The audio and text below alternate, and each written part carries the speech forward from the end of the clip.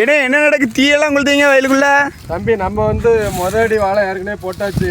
இப்போ குளத்துல தண்ணிலாம் செழிப்பாக இருக்கனால 2 அடிக்கு ரெடி பண்ணலாம். பக்கத்தில் எல்லாரும் போனதுனால நாங்கள் 2 அடி போடுறோம். அதுக்காக வயலை ரெடி பண்ணிட்டு இருக்கோம்.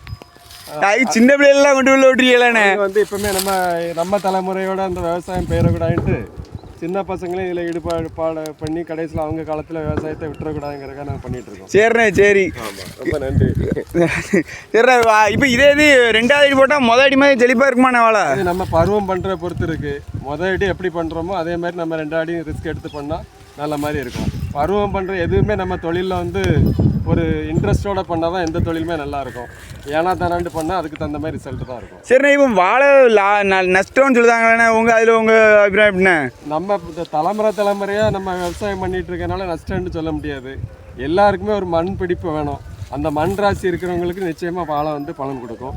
எதை பண்ணாலுமே நம்ம ஒரு முறையாக பண்ணால் அதில் வந்து வச்சு ஆனால் வாழை விவசாயங்களும் விவசாயம் பண்ணலாம் என்னென்ன? ஆமாம், வாழை விவசாயத்தை முறையாக நம்ம பண்ணோம்னா உண்மையிலே நம்ம வாழை வந்து நம்மளை வாழ வைக்கும். சரிண்ணே, சூப்பர்ண்ணே. ரொம்ப நன்றி.